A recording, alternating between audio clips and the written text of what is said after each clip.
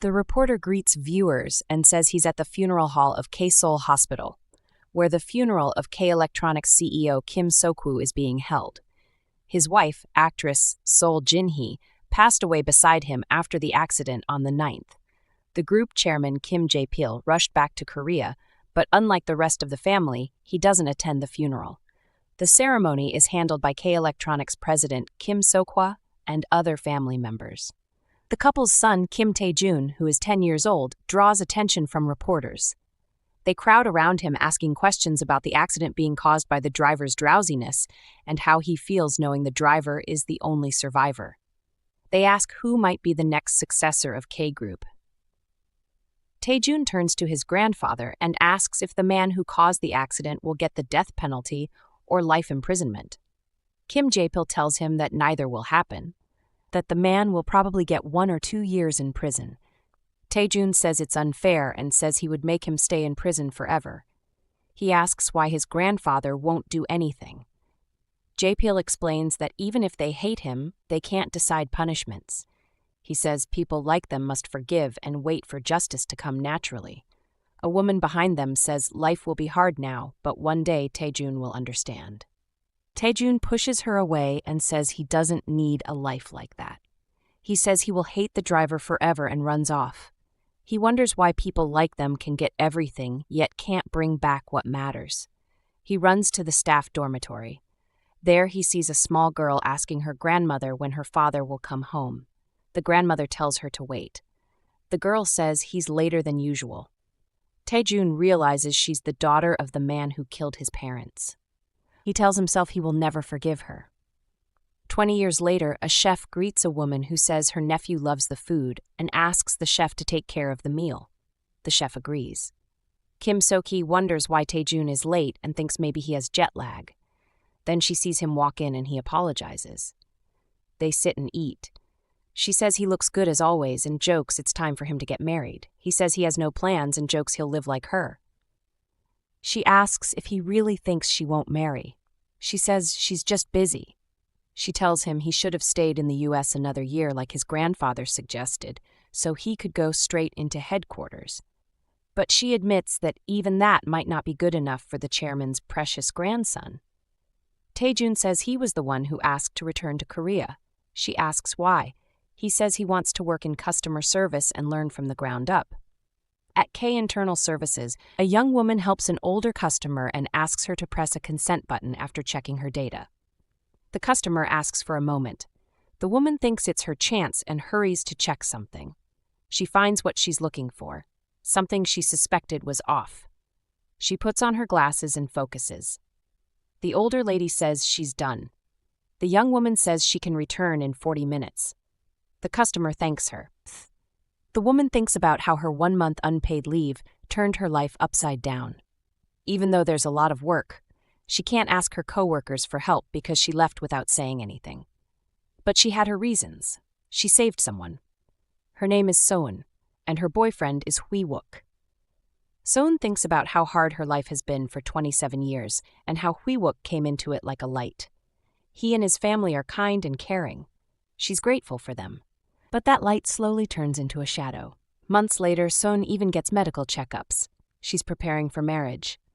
Hui-wook says she's lucky to have type O blood. She asks what's wrong.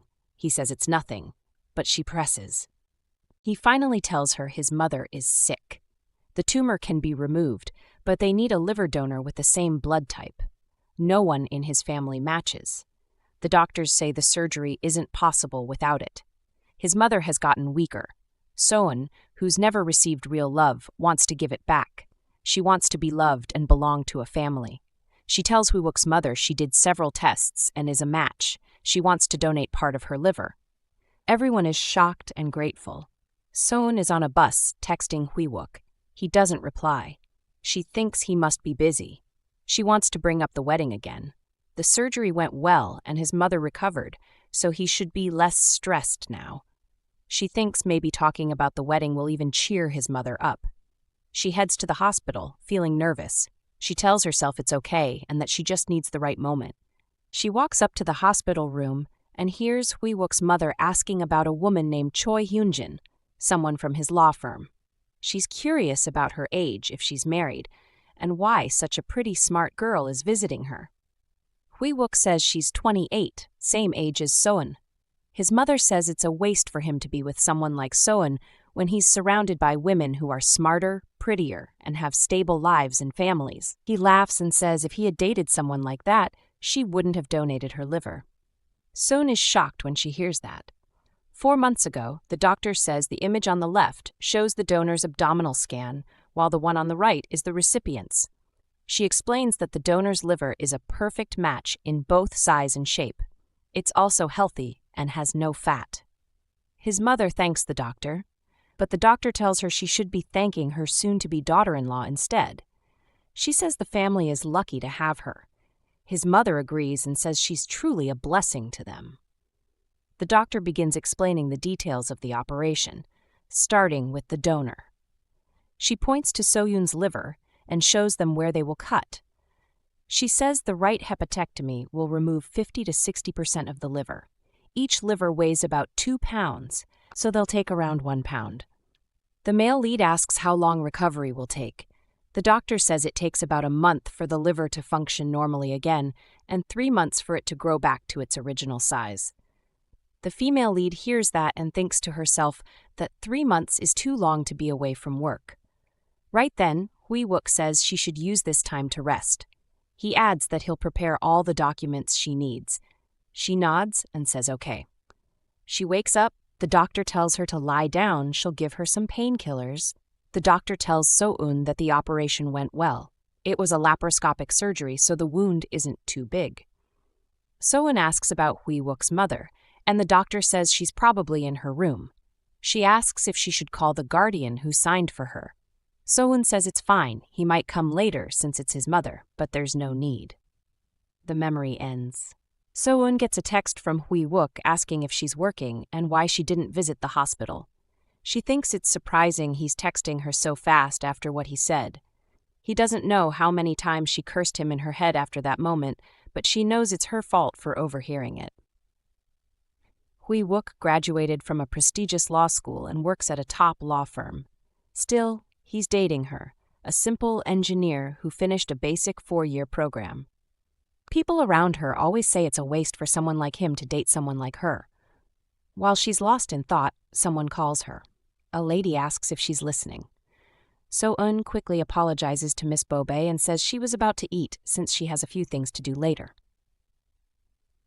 Miss Bobei says she should have eaten earlier and offers to bring her a salad.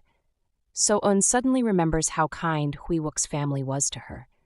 She thought he cared so much too. She can't believe all that time it was just... She tells Miss Bobei that salad is fine and asks if she already ate. Miss Bobei says she had lunch at the company restaurant and shares that the new CEO was there. She was told he's really handsome, so she went to take a look. He looked like a prince from some royal family but was eating with everyone else, which makes her think he's modest. Soeun remembers hearing that he arrived without any big welcome. She doesn't understand why people are going crazy about him. Miss Bobei says there's delicious ricotta cheese on the menu and she'll bring her some. Soeun thanks her. Then she tells herself she should text Hui-wook back or she'll keep thinking about it. She replies saying she's busy. He texts back that she always says that and his mom wants to see her. She thinks to herself that they're not going to abandon her, and she can't abandon them either. They've become part of her, and she can't just let them go. While she's still texting, a man walks up to her and asks if she's eaten. Soeun quickly puts on her glasses and wonders who he is. She doesn't remember someone that handsome working there before. He doesn't look like a customer either. Another person introduces him as Kim Tae-jun, the new head of operations. She greets him and asks what brings him over. He says he only asked if she's eaten yet. She tells him a colleague went to get her a salad. He asks if that's enough. She says she's on a diet. He tells her he doesn't think the salad will make her full and asks if she can follow him for a moment. Soeun wonders if she did something wrong. Maybe it's because she took a full month off work. Maybe someone noticed. But if that's the problem, why hasn't anyone said anything until now? And why is the head of operations speaking to her directly? She starts thinking she's about to get fired. They step into the elevator. Taejun asks how long she's been working there. She says it's her 4th year. He asks why she joined K-Group. She thinks he's just making elevator talk. It sounds like one of those job interview questions, and she can't even remember what she said back then. He asks where she lives. She says Kwan-Sog-do. He says that's not far, and asks if it's her parents' house. She says no, she lives alone. He checks again if she really lives alone. She says yes. The elevator stops on the 7th floor. Soeun realizes she's never been here before. People don't come to this floor unless they're getting their contracts terminated. Taejun tells her to wait outside for a moment. He comes back holding food. It's from Electric Eel. He says there's some left for her to eat. She deserves it for being the only one who worked hard. She's surprised and touched. She thinks the head of operations is such a kind person and wonders how someone that good-looking can also have such a warm heart. It makes her believe there are still good people in the world and gives her hope. She thanks him and says she'll enjoy it. As she's about to leave, he suddenly asks if they've met before. He stares at her intensely for a moment, but then says never mind and tells her she can go. She leaves quietly. Later, the head of human resources explains that Han So-eun graduated from all-girls schools her whole life, from middle school to college. Her first job was at K Electronics. She has a good work attitude, gets along well with coworkers, and recently went on a trip abroad. Taejun asks where she traveled to. The man looks surprised, but Taejun tells him not to worry and sends him away. In a flashback, a woman tells Taejun they should break up. He says he doesn't understand because he's done everything she asked. She tells him she'll just say it then. Every time he drinks, he talks about Han So-eun. Does he know how many times that's happened? Then she runs away crying. Taejun wonders to himself if the name stuck in his mind is An So-yeon or Han So-eun. He remembers playing games with her when they were kids and starts asking himself why he's living where he is. He makes a call to ask someone to find out more about Han So-eun. The man tells him she was raised by her aunt until adulthood. Her biological father, Han Hong-gyu, moved to the Philippines more than 10 years ago. She's now working as a customer engineer in the customer service division at K Electronics. Taejun asks if her father knows she joined K-Group. The man says it might be hard to find out, but it's possible, and asks if he should check. Taejun says yes and ends the call. Then he thinks about how her father left Korea. Gap-soo meets Taejun and says it's an honor to be called directly by the president. He promises to take good care of him. Taejun says he's looking forward to that. Gap-soo adds that there's not much for him to do anyway. He's sure Taejun can manage things easily. He also mentions he heard Taejun will move to K Electronics headquarters in a year, so he should learn about management now. He thinks Taejun is quite impressive for joining the company, instead of staying at his university one more year. Taejun says he didn't want to stay there longer. Now that he has a position in the company, he wants to do something useful for it. It's been 20 years since Taejun's father passed away, and it didn't take long for the company to wipe away nearly everything he did to build it. His seat was taken by others quickly, and the company changed so much since then. The work schedules started running smoothly again, as if the past didn't matter. But Taejun feels something strange and unpleasant after arriving, and he doesn't know what it is. Gap-soo tells him not to worry, since it's just a service center and there are no real problems. He says most of the customers come only to fix their phones for free because they don't want to buy new ones. He thinks that kind of thinking goes against the company's values, and if the team repairs things too well, the market stops moving. The staff is good at fixing small problems, and they treat people kindly, so the customers leave happy, he says. Taejun doesn't need to waste his time trying to improve this place. He can just take it easy and think about bigger plans for next year. Taejun realizes Gap-soo is basically warning him not to touch anything in his area. Like he sees him as another spoiled kid from a rich family who doesn't know anything because he grew up overseas. Taejun wonders if that's really all Gap-soo sees in him, just a privileged grandson of the president, and it feels uncomfortable.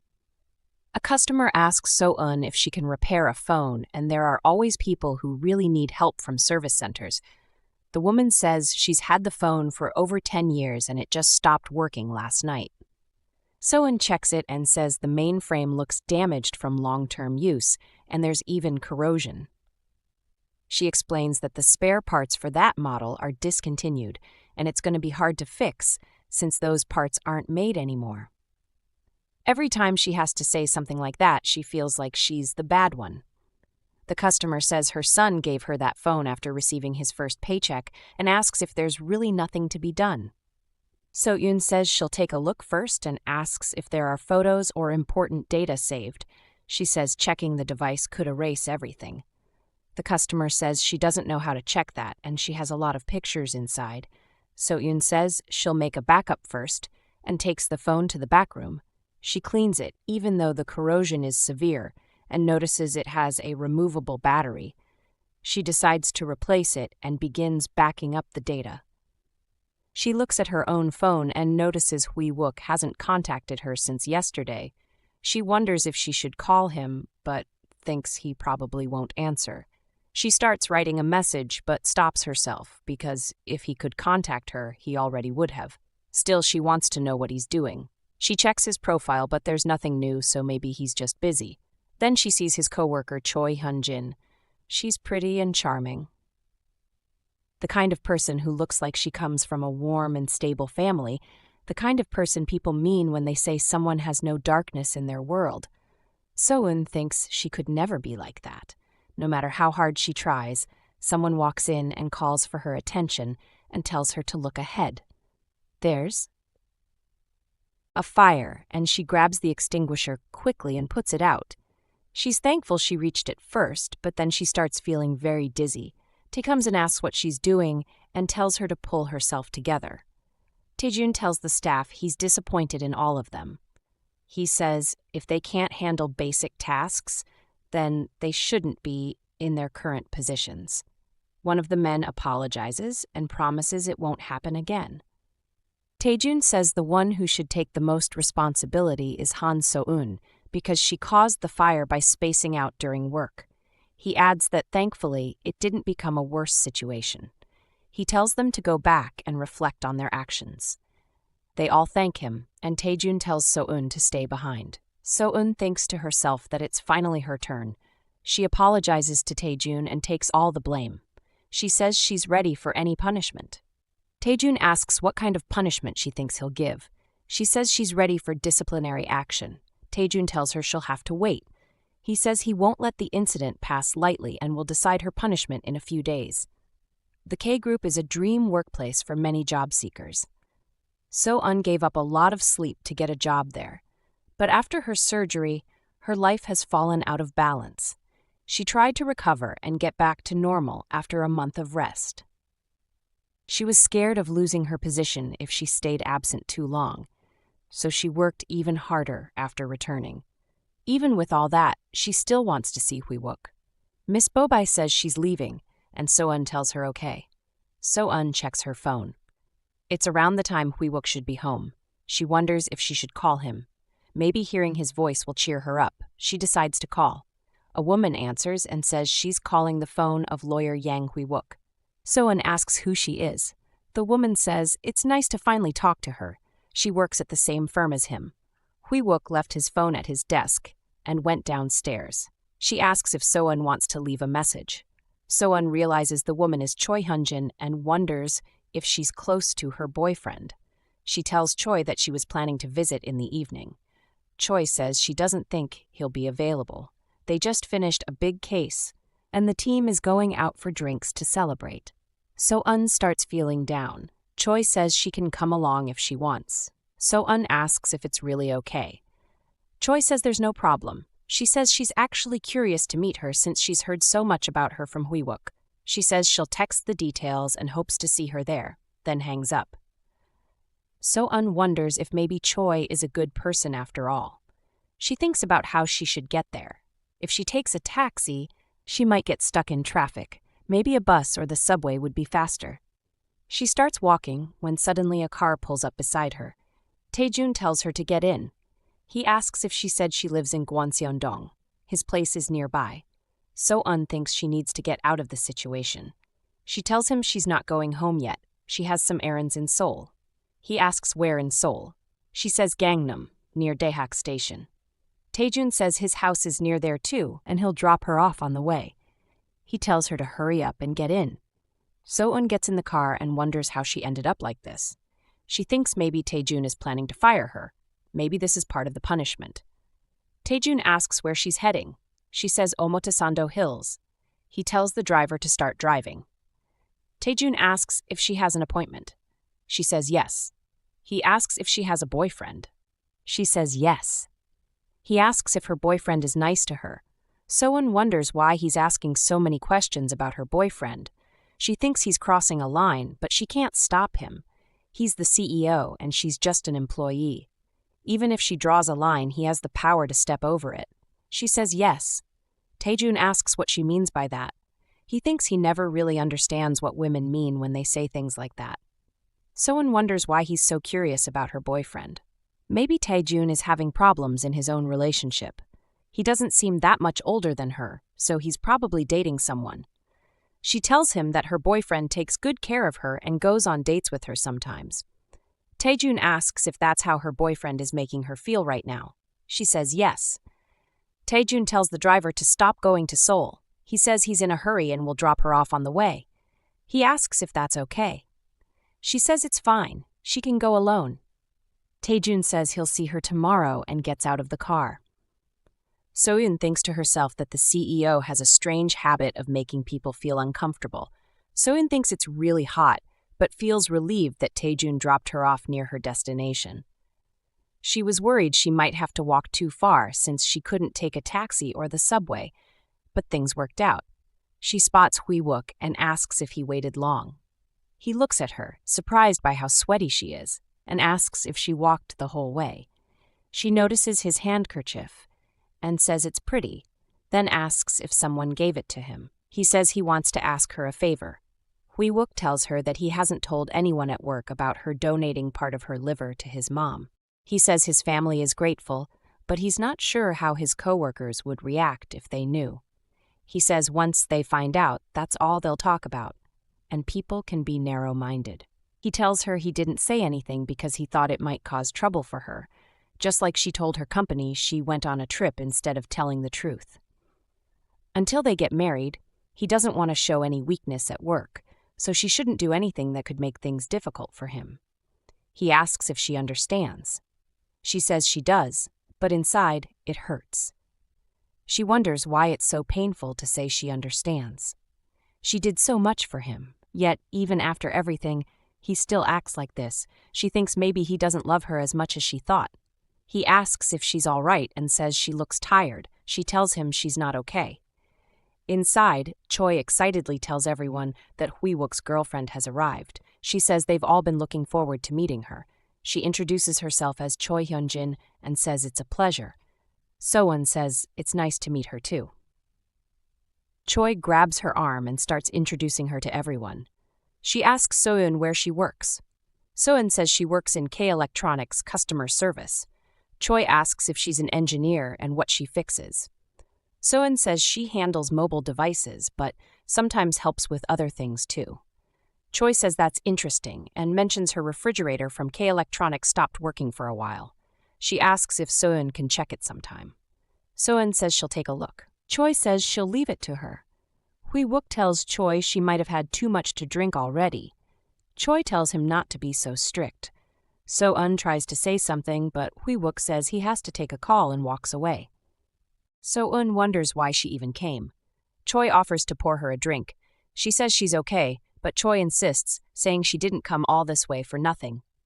So-eun remembers how she used to drink after work, but hasn't had any alcohol since the surgery because of her health. She wasn't planning on drinking for at least 6 months. She thinks about what Hui-wook said earlier and decides to drink. She tells Choi to pour her a glass. Choi says she will in a second. So-eun doesn't even think about it. She does it out of anger. Choi pours her a glass and she drinks it.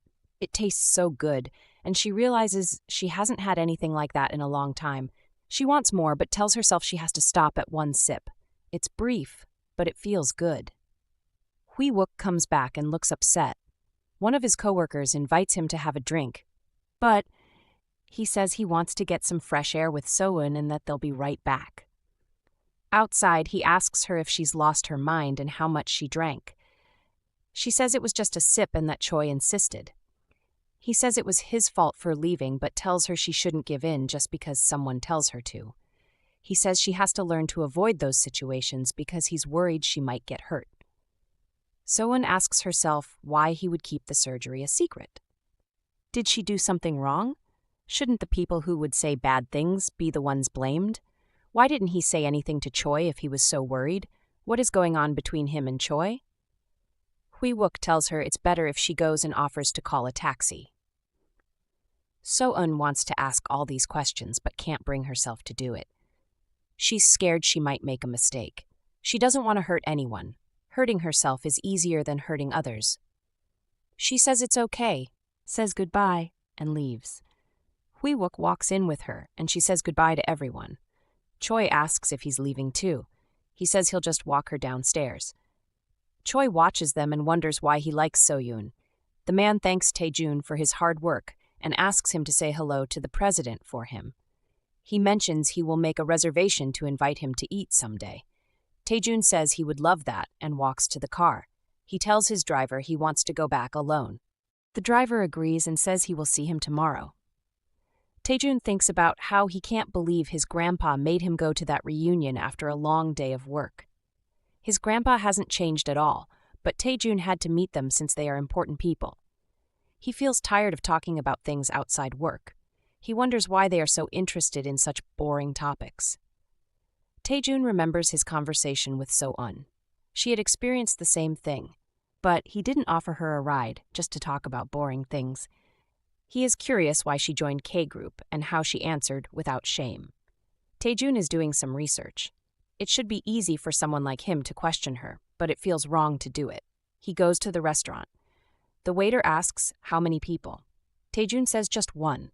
The waiter asks if he is So-eun's boyfriend, since they all seem to be lawyers. He wonders where she is, if she left first, or if that was the date she had with her boyfriend. It looks like a company dinner, so he questions why she was there. Tae-jun leaves the restaurant thinking it was a waste of time. He would have preferred another meeting over eating there. Then So-eun calls his attention. Tae-jun asks what she is doing there and about her date. She asks the same about him, though she knows the answer. She was left there. He apologizes for not dropping her closer. He was in a hurry and didn't think about it. She says it's okay and is grateful for the ride. She isn't disappointed at all.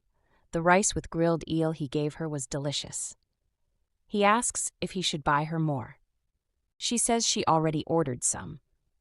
Tae-jun thinks she went there to drink and cheer up. She has grown up a lot, but it doesn't suit her. So-eun tells Tae-jun there is something she wants to talk about. He asks what it is. She says she was very scared. She thought something bad would happen when he offered her a ride. She couldn't stop thinking about it, but thought someone who gives grilled eel for free can't be bad. Tae-jun says she doesn't know real life. A bad person could give grilled eel too. She says she knows, but wanted to trust him. So-eun thinks about how she was willing to give part of herself for Hui-wook. She didn't think twice because he was precious to her. She believed she would be happier and that her love would be returned. If she could, she would wish to be deceived forever, but she can't blame anyone. She made her choice. Now, she must face the burden of what she lost.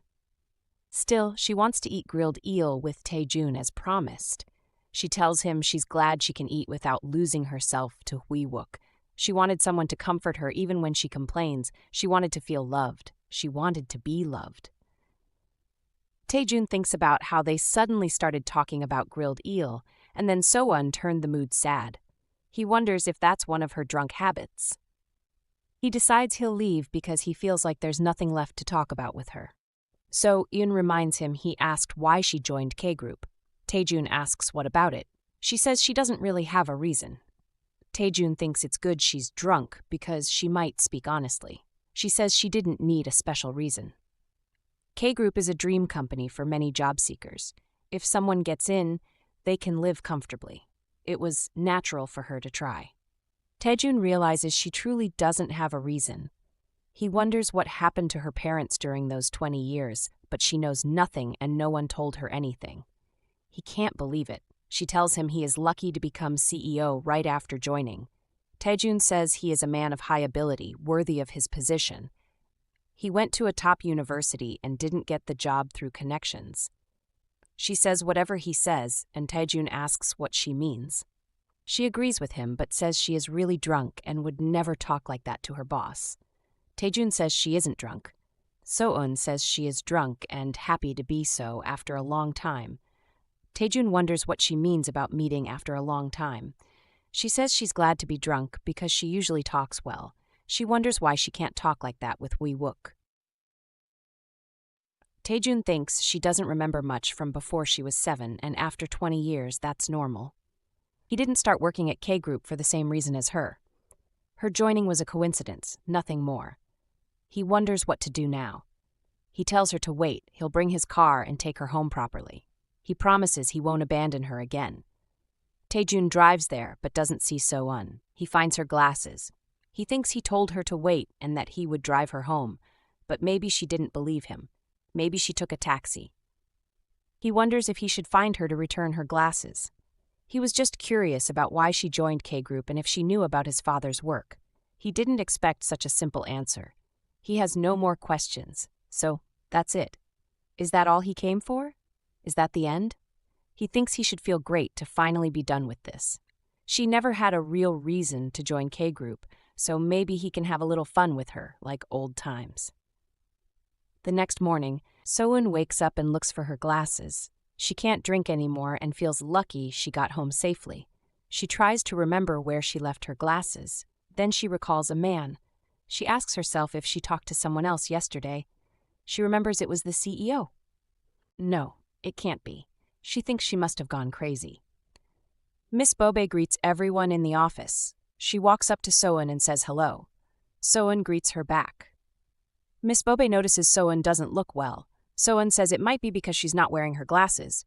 Miss Bobe says she still looks a bit off. Suddenly, someone greets the CEO as he walks in and asks if he needs anything. So-eun quickly hides under the table. The CEO says he doesn't need anything and tells them to keep working. Miss Bobe tells So-eun the CEO already left. So-eun wonders if something happened when she was called to his office. Before Miss Bobe can answer, a delivery man arrives. He asks if So-eun is there and if anyone can receive a delivery for her. So-eun calls him over. The delivery man says he brought a bouquet of flowers for her and asks her to sign to confirm she got the package. So-eun looks inside and finds hangover medicine from Wi-wook. She thanks the delivery man and he leaves. So-eun sends a message to Wi-wook to thank him for the medicine. He asks what she means. Choi tells him she sent a flower bouquet with hangover medicine to So-eun's office. Choi feels sorry for making So-eun drink, but says she ordered the gift through the company using Wi-wook's name because she didn't want So-eun to feel pressured. Wi-wook says it's okay. He thinks to himself that So-eun took that time because she was worried about him, but that could cause problems if they get too close. He remembers he worked hard to hide the fact So-eun donated part of her liver to his mother. He thanks Choi and tells her she didn't have to go so far. Choi says it's no big deal and promises to take care of So-eun because she will be Wi-wook's wife one day. She asks if he already set a wedding date. Wi-wook says they haven't decided yet. Choi smiles and teases him about drinking too much last night and forgetting what happened. She says he even started talking casually to her. Wi-wook asks if she really remembers that. She says he told her to call him Oppa, or maybe it was just her dream. He says no, they have gotten close enough to speak comfortably. She asks if she can really treat him like an Oppa. He says yes, if she insists. If Wi-wook's mother hadn't needed a transplant, he never would have promised to marry So-eun. At first, she was just someone he planned to play with for a few months because of her pretty face and nice body. But Choi Hyun-jin is different. She is a smart and capable lawyer from a good family with a great academic record. She is pretty and has a bright personality. When Wi-wook's mother got hospitalized, Choi still took time out of her busy schedule to visit with presents. They have been growing closer lately. Choi takes care of him, gives him health supplements and handkerchiefs, and talks to him so sweetly. It's a shame. On the 7th floor, the secretary welcomes Taejun. He greets her but says she doesn't have to greet him every time. She thanks him for being considerate and says her name is Song Moon Kyung. She thinks he seems in a better mood than usual. Taejun tells her to ask Han So-eun, the manager of mobile services, to pack her things and come to his office. He tells her to make sure So-eun doesn't hide again. Taejun doesn't need to keep acting cold anymore. He finally has answers that clear the doubts in his heart. He went there with bad intentions, but now he wants to change and have fun instead.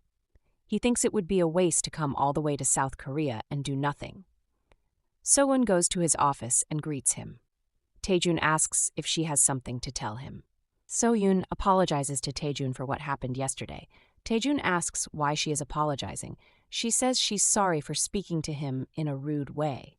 Taejun says it's okay and she should forget it. He notices she isn't wearing glasses. She says she wears contact lenses instead.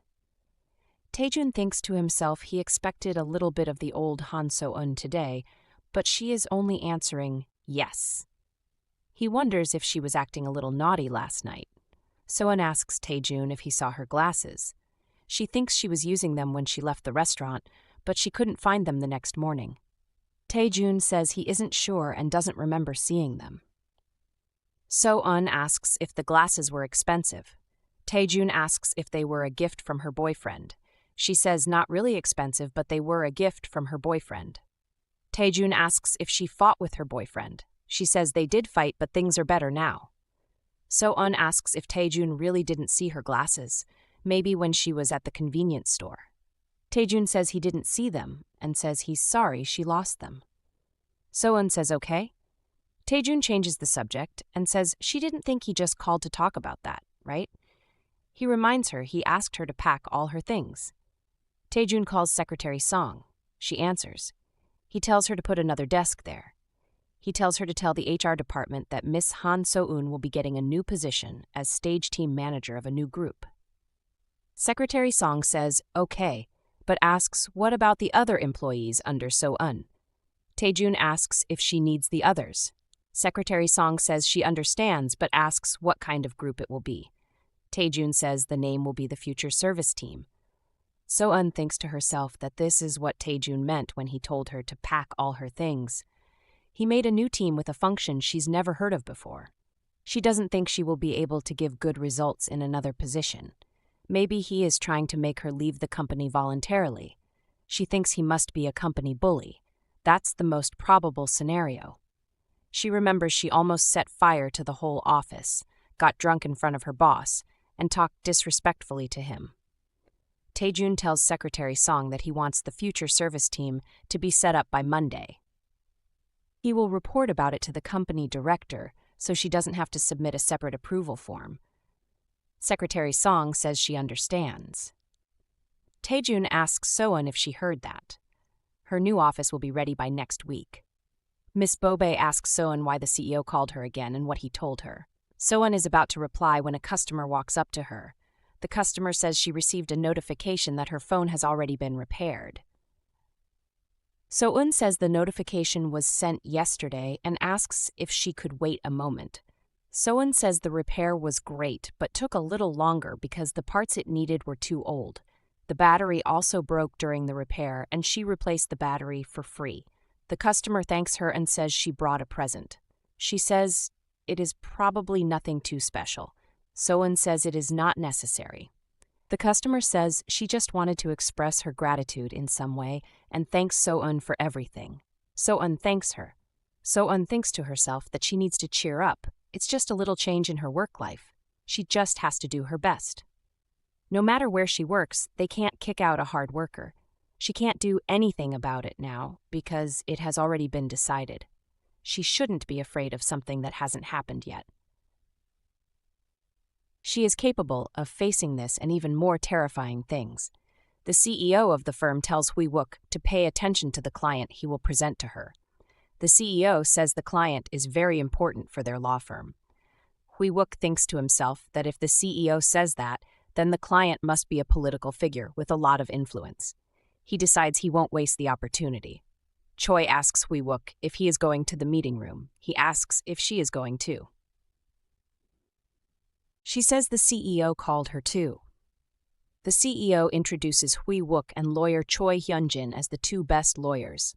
He says he will be leaving because he has another meeting to attend and tells them to excuse him. The client says he has heard a lot about them. He says they seem young and very capable. Hui-wook says they have grown a lot thanks to their CEO.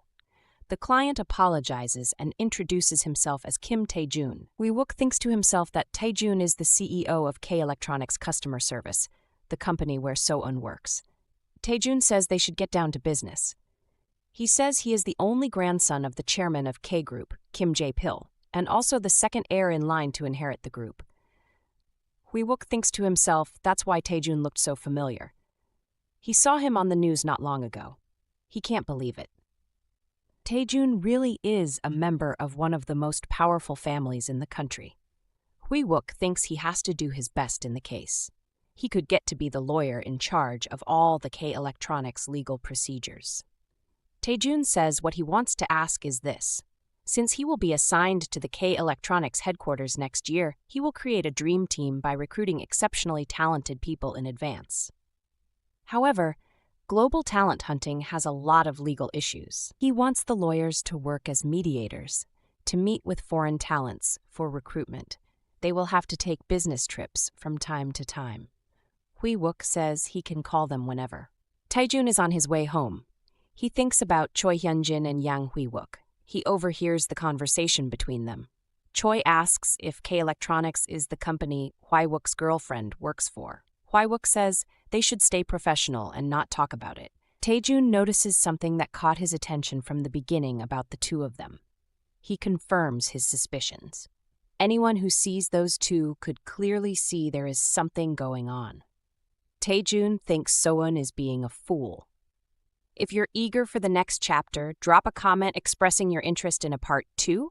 Don't forget to subscribe and ensure to hit the notification bell to stay updated. Until next time.